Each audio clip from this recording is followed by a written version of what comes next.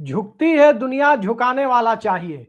यह स्लोगन आज कांग्रेस कार्यकर्ताओं के भीतर सर चढ़कर बोल रहा है। लेकिन सवाल यहां कांग्रेस का नहीं है, सवाल भारतीय जनता पार्टी का नहीं है।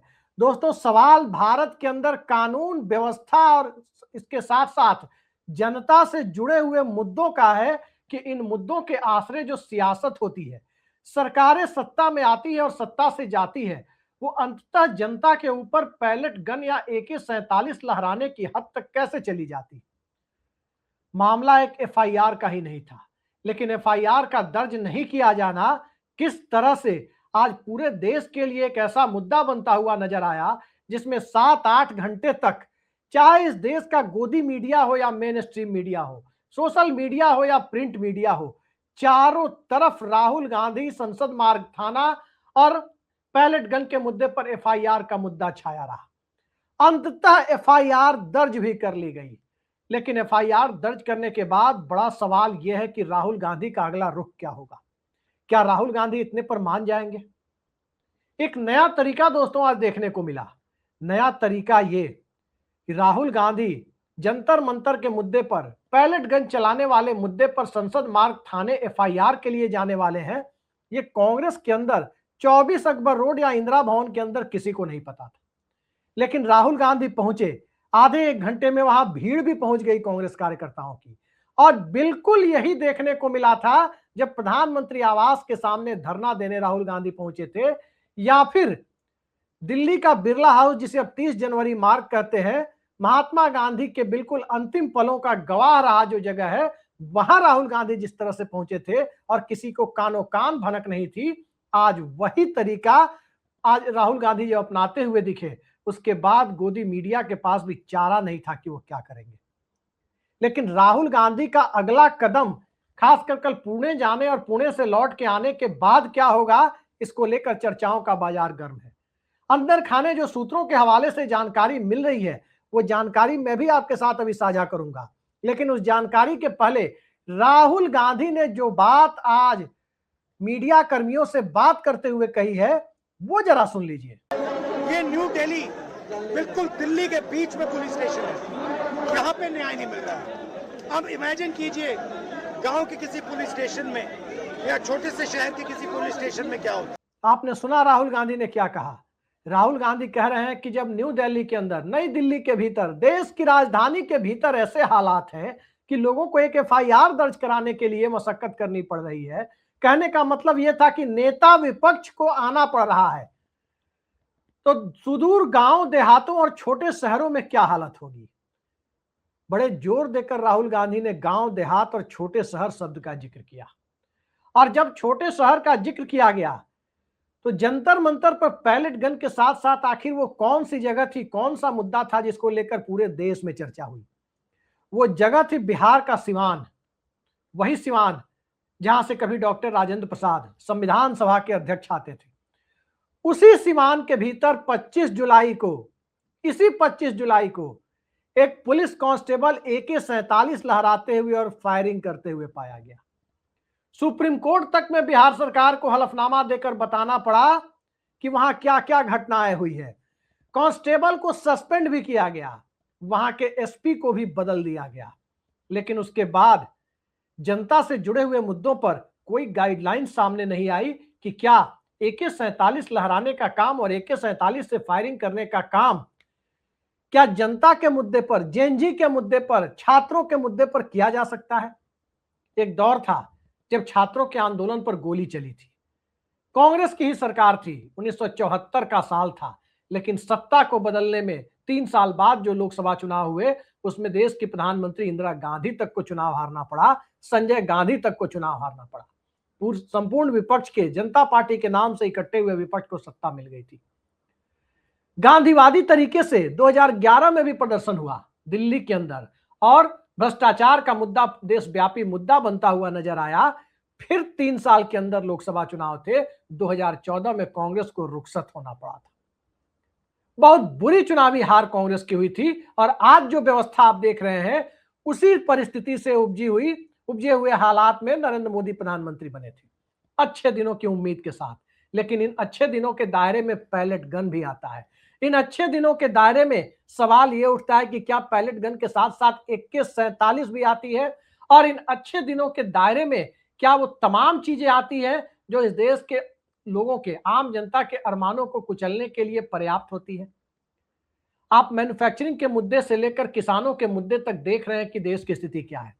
एथेनॉल के मुद्दे से लेकर चीनी की बढ़ती हुई कीमतों तक और प्याज की भी जिस तरीके से आशंका जताई जा रही है, उन तमाम हालात में महंगाई, गिरी हुई अर्थव्यवस्था, बेरोजगारी, paper leak, Agniveer, old pension scheme की बहाली का मुद्दा, ये तमाम मुद्दे जिस तरह से जनता के बीच घर करते जा रहे हैं, ऊपर से जाति जनगणना में जाति वाले और ओबीसी वाले कॉलम को लेकर के जो एक नया विवाद सामने आ गया है, उससे जब सत्ता घिरते हुई नजर आ रही है, तो जो राज्य छात्र आंदोलनों के लिए और छात्रों की सियासत को पूरे देश में कोने कोने तक पहुंचाने के लिए जाना जाता है, या जो राज्य जो कास्ट पॉलिटिक्स और सामाजिक न्याय की राजनीति के लिए जाना जाता है, उस राज्य से राहुल गांधी दूरी बनाए रखेंगे, ये तो सपने में भी नहीं सोचा जा सकता।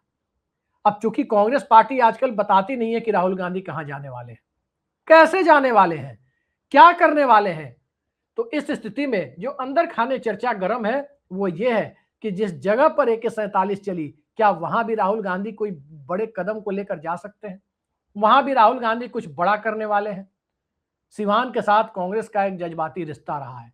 मैंने आपको बताया, देश के प्रथम राष्ट्रपति और संविधान सभा के अध्यक्ष राजेंद्र प्रसाद की धरती रही है। सिवान के बॉर्डर से लगे हुए इलाके से उत्तर प्रदेश के मुख्यमंत्री योगी आदित्यनाथ आते हैं। वही उत्तर प्रदेश जहां चुनाव होने वाला है, वही उत्तर प्रदेश जहां अखिलेश यादव का पीडीएस सर चढ़कर बोल रहा है, और उसके साथ साथ वही बिहार, जिस बिहार में सिवान है, जहां प्रशांत किशोर ने भारतीय जनता पार्टी के पूरे सामाजिक ताने बाने को, तमाम सोशल इंजीनियरिंग को उलट पलट कर रख दिया है। उस स्थिति में बिहार के मुख्यमंत्री सम्राट चौधरी को घेरने की कोशिश, AK-47 के मुद्दे के सहारे जब तेजस्वी यादव बिहार में कमजोर पड़ते हुए दिख रहे हैं, प्रशांत किशोर आगे बढ़ते हुए दिख रहे हैं, उस परिस्थिति में जेएनजी के मुद्दे को लेकर, नौजवानों के मुद्दे को लेकर जो पूरे देश में एक मैन ऑफ द मैच वाली स्थिति राहुल गांधी की दिख रही है, वो भला बिहार से परहेज करेंगे, वो सिवान जाने से परहेज करेंगे, ये तो सपने में भी नहीं सोचा जा सकता। तो जो चर्चा कांग्रेस के अंदर चलनी शुरू हुई है कि क्या राहुल गांधी सिवान जाएंगे, और उसकी पृष्ठभूमि में बिहार की सियासत में भी कुछ होगा, उत्तर प्रदेश की सियासत में भी कुछ होगा, ये बाद में देखे जाने वाली बात होगी। लेकिन राहुल गांधी जब कल पुणे जा रहे हैं, और राहुल गांधी पुणे जा रहे हैं और पुणे में भी छात्रों के साथ संवाद का कार्यक्रम है, महाराष्ट्र की सरकार भी कई सारे मुद्दों पर घिरती हुई दिखाई दे रही है, चाहे सामाजिक न्याय का मुद्दा हो, चाहे सहयोगी दलों के साथ संबंध बनाए रखने का मुद्दा हो, पार्टियों की टूट फूट का मुद्दा हो, चाहे शरद पवार की पार्टी हो, चाहे वो उद्धव ठाकरे की पार्टी हो, दोनों जगह जिस प्रकार से महाराष्ट्र के अंदर टूट फूट हुई, उसके बाद की परिस्थितियों में सियासत का चाल चरित्र और चेहरा किस तरह से बदलेगा, और किस तरह से महाराष्ट्र की राजनीतिक तौर पर उर्वर जमीन पर कांग्रेस के लिए स्पेस बन रहा है, इस बात को राहुल गांधी ने तभी बखूबी समझ लिया था जब लोकसभा चुनाव में कांग्रेस महाराष्ट्र के अंदर से सबसे ज्यादा सीटें जीती थी। महाराष्ट्र में न तो कांग्रेस की सहयोगी कांग्रेस से ज्यादा सीटें जीत पाए, जिसमें उद्धव ठाकरे और शरद पवार की पार्टी थी, और न ही एनडीए के अंदर का कोई दल, चाहे बीजेपी हो, चाहे शिवसेना का शिंदे गुट हो, या अजीत पवार की, सुनेत्रा पवार की पार्टी एनसीपी हो, कोई भी कांग्रेस से ज्यादा सीटें नहीं जीत पाया था। तो अब जो महाराष्ट्र की सियासत दिख रही है, उस सियासत में जेएनजी के मुद्दों को लेकर, छात्रों के मुद्दों को लेकर राहुल गांधी महाराष्ट्र में संवाद कर रहे हैं। वहीं दूसरी तरफ बिहार को लेकर अंदर खाने चर्चाएं तेज हो गई है कि बिहार की राजनीति को मथने का काम तो सिवान से हो सकता है। तो उस स्थिति में सत्ता के लिए दुश्वारियां कितनी बढ़ रही है। दुश्वारियां अब तक नरेंद्र मोदी और अमित शाह के लिए बढ़ रही थी, लेकिन राहुल गांधी का पुणे का प्रोग्राम कंफर्म है, सिवान को लेकर चर्चा जोरों पर है। तो क्या देवेंद्र फडणवीस और सम्राट चौधरी के लिए भी मुसीबतों का पहाड़ टूटना है?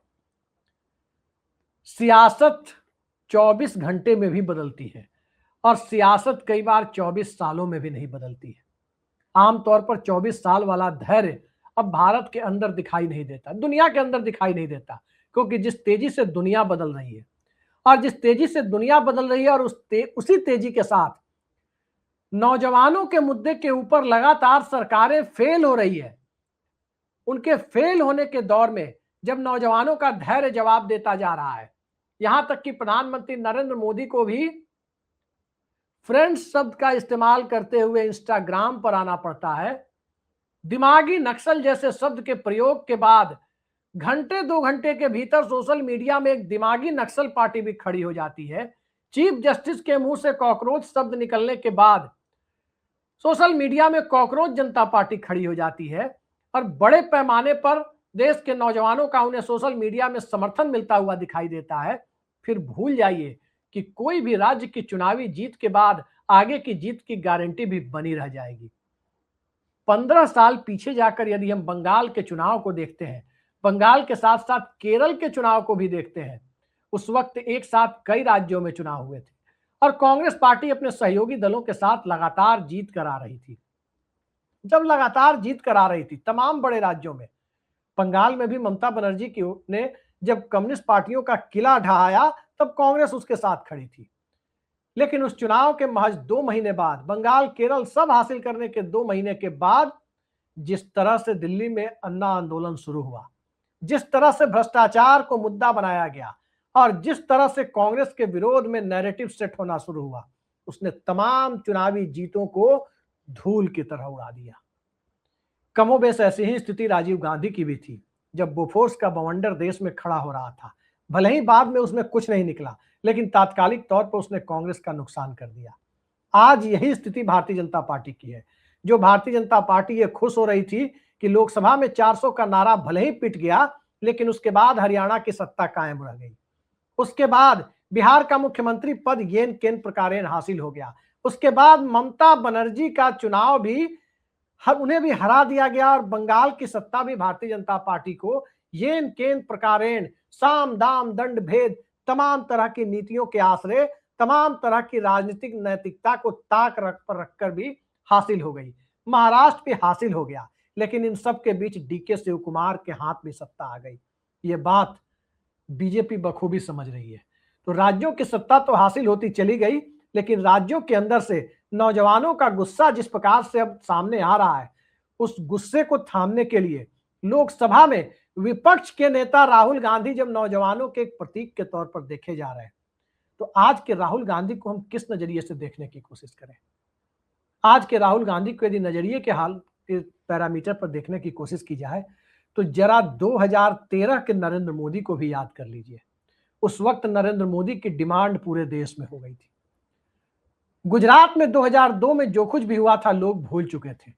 नरेंद्र मोदी के अच्छे दिनों की आस में पूरा देश झूम रहा था। देश के नौजवानों को अच्छे दिनों की आस इस कदर चढ़ चुकी थी कि मोदी आने वाले हैं, यह एहसास 13 में ही लोगों को हो चुका था। कमोबेश यही स्थिति आज दिखाई दे रही है, जहां इस देश का जेनजी कम से कम राहुल गांधी के भीतर भावी प्रधानमंत्री को देख रहा है। राहुल गांधी इस देश के जेनजी की आवाज बनते जा रहे हैं, जेन अल्फा की आवाज बनते जा रहे हैं। और चाहे सोशल मीडिया के अंदर जो हो जाए, चाहे गोदी मीडिया के अंदर जो हो जाए, लेकिन एफआईआर कराने के मुद्दे पर जब जंतर मंतर पर धरना देना पड़े, जब पार्लियामेंट स्ट्रीट थाने में धरना देना पड़े, तो उसका चुनावी नतीजा क्या होता है, ये भारतीय जनता पार्टी भोग चुकी है। हरियाणा में जब हरियाणा की पहलवान बेटियां बहनें, जब वो चुनाव के पहले जब एफआईआर को लेकर जंतर मंतर पर धरने पर उन्हें बैठना पड़ा, सुप्रीम कोर्ट के इंटरवेंशन के बाद तब जाकर एफआईआर दर्ज हुई। उसका नतीजा यह हुआ कि भारतीय जनता पार्टी हरियाणा में हाफ हुई। 10 की 10 लोकसभा सीटों के साथ 2019 में क्लीन स्वीप करने वाली बीजेपी 5 पर आ गई। पश्चिमी उत्तर प्रदेश में भी खासा नुकसान हो गया, हरियाणा में, राजस्थान में भी खासा नुकसान हो गया।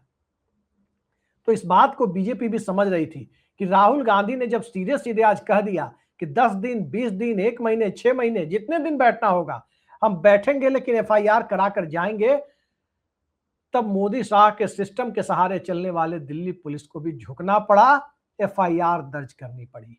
लेकिन इसके बाद इस देश के जेनजी को जो आज के एफआईआर से हौसला मिला है, क्या उस जेनजी के हौसले का मुकाबला सत्ता और सत्ता का इकोसिस्टम कर पाएगा? यह सवाल बड़ा है। अभिजीत दीपके और सोनम वांगचुक ने रास्ता जरूर दिखाया, जंतर मंतर का रास्ता जरूर देखा, बिल्कुल वैसे ही जैसे अरविंद केजरीवाल ने अन्ना आंदोलन का रास्ता दिखाया था, कांग्रेस को अलोकप्रिय बनाने के कार्यक्रम की शुरुआत में हाथ डाला था, लेकिन अंततः उसका राष्ट्रीय स्तर पर फायदा उठाकर नरेंद्र मोदी ले उड़े थे। आज यही स्थिति है कि अभिजीत दीपके और सोनम वांगचुक ने माहौल तो बनाया, लेकिन जनता ने अंततः एतबार उसी पर किया जो पहले से विपक्ष में खड़ा था। यही लोकतंत्र की रवायत है। जनता अपनी वोटिंग प्राथमिकताओं को तय करते वक्त यही देखती है कि बदलाव कौन ला सकता है। जब भी उसे बदलाव की जरूरत महसूस होती है तो 74 में उसे जेपी दिखते हैं, उनके आसपास खड़ी संपूर्ण विपक्ष की एक टीम दिखती है। 1989 में भी, 1987-88 में भी उसे वीपी दिखते हैं और वीपी के आसपास लेफ्ट से लेकर राइट तक की पूरी जमात जनता को दिखती है। और 2013 में भी केजरीवाल नहीं दिख रहे थे, भले ही केजरीवाल ने माहौल बनाया था। उस वक्त भी भारतीय जनता पार्टी और उसके नए नवेले चेहरे नरेंद्र मोदी दिख रहे थे। यही स्थिति आज कांग्रेस पार्टी की है, जब आज जनता के बीच में और जेनजी के बीच में, किसानों के बीच में, नौजवानों के बीच में, अल्पसंख्यकों के बीच में, दलितों और पिछड़ों के बीच में, यहां तक कि अगड़ों के बीच में भी कांग्रेस और राहुल गांधी दिख रहे हैं, इंडिया गठबंधन दिख रहा है, अखिलेश यादव का पीडीए दिख रहा है। तो बिहार जैसे राज्य में तेजस्वी यादव जिस प्रकार से राजनीति में किनारे हटते चले गए, भले ही अब सड़क पर उतरे हैं, लेकिन सत्र के दरमियान, विधानसभा सत्र के दरमियान दिखाई नहीं दिए। वहां प्रशांत किशोर ने भी अपना स्पेस बना लिया। जनता स्पेस आमतौर पर देती नहीं है, लेकिन अगर स्पेस राहुल गांधी को मिल रहा है, गोदी मीडिया को भी माहौल समझ में आने लगा कि माहौल इस देश का बदलता जा रहा है, तो ये यूं ही नहीं हुआ है। 12 साल की अर्थनीति भी इसके पीछे जिम्मेदार है और नरेंद्र मोदी सरकार ने इस देश को जिस ढंग से हाँकने की कोशिश की है, वो भी इसके लिए काफी हद तक जिम्मेदार है। देखते जाइए क्या क्या आपको और अभी देखने को मिलता है। आज के लिए इतना ही। नमस्कार।